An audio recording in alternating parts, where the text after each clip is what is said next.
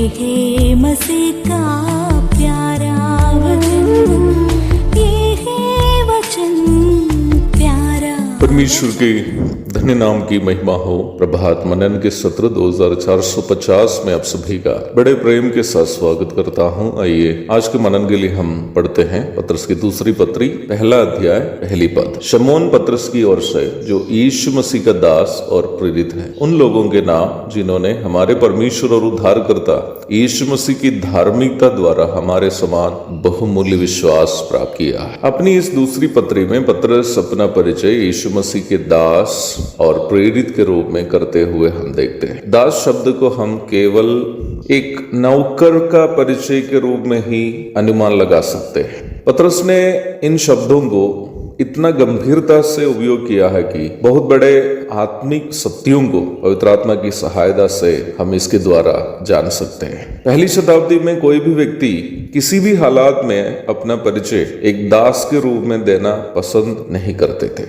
यहाँ पत्रस ने जो दास शब्द का उपयोग किया है, हिंदी अनुवाद के अनुसार, अंग्रेजी अनुवाद में उसके लिए बॉन्ड सर्वेंट अथवा बंधुआ मजदूर करके अनुवाद किया है। मूल भाषा यूनानी में, अर्थात पत्रस ने जो वास्तव में लिखा है वो शब्द डूलोस है। डूलोस शब्द का अर्थ गुलाम है। पहली शताब्दी के रोम में माना जाता है कि 10 लाख से भी अधिक गुलाम रहते थे। ये लोग युद्ध में रोम से हारे हुए देशों से पकड़कर लाए हुए हो सकते हैं, नहीं तो रोम के बड़े व्यवसायी लोग दूसरे देशों से खरीद कर लाए हुए हो सकते हैं, नहीं तो अन्य मालिकों के द्वारा स्लेव मार्केट्स अथवा गुलामों के बाजारों से जो बेचने के लिए लाए गए थे, वहां से रोम के व्यवसायी लोग खरीद कर लाए हुए भी हो सकते हैं। गुलामों को ना ही नागरिकता दी जाती थी, ना ही उन्हें अक्सर अन्य इंसानों को मिलने वाली सौभाग्यताएं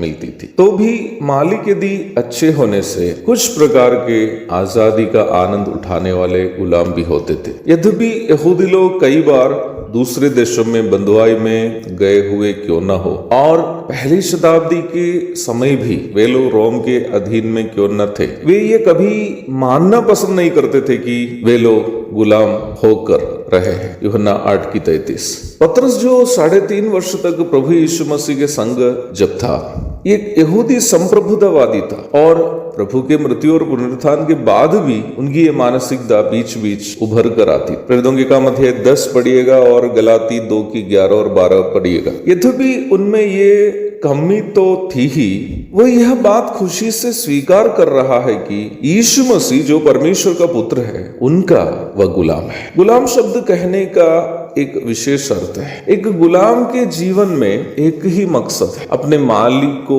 खुश रखना। अर्थात मालिक जो काम बोले उसे इतना विश्वास योग्यता के साथ करे कि मालिक को खुशी मिले। गुलाम कभी भी अपनी खुशी के लिए कुछ नहीं करता है। अपनी खुशी नामक कुछ भी गुलाम के जीवन में है भी नहीं। गुलाम की खुशी अपना मालिक की खुशी है। हाँ, यद्यपि पत्रस मन से एक यहूदी संप्रभुतावादी क्यों न रहा हो, वो ये अंगीकार करता था कि प्रभु के नजर में कोई पक्षपात नहीं, और वह जैसे यहूदी से प्रेम करता है वैसे ही अन्य जातियों को भी प्रेम करता है। प्रेरितों के काम 11:15 से 17 तक। अन्य जातियों के बीच सेवा करने वाला पौलुस का वह कभी भी निरुत्साहित नहीं किया, उल्टा पौलुस का समर्थन ही किया था पत्रस ने। गलाती 2:8 और 9। जब पत्रस अपने आप को यीशु मसीह के दास अथवा गुलाम के रूप में अपना परिचय देता है, उसका खास अर्थ यह है कि एक व्यक्ति के रूप में पत्रस के कई पसंद और नापसंद उनके मन में रहे होंगे, पर जो वह करता था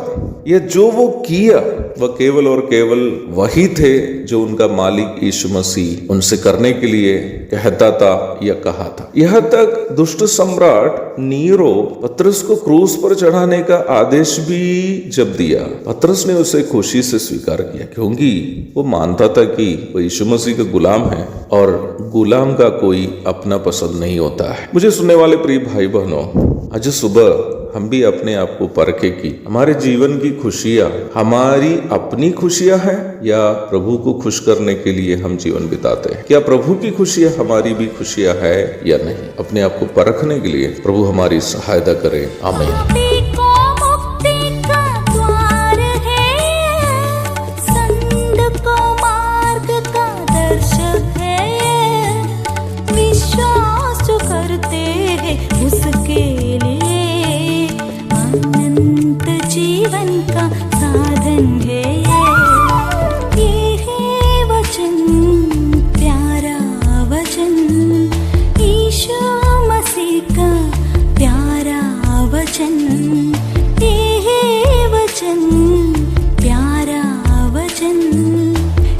यीशु मसीह का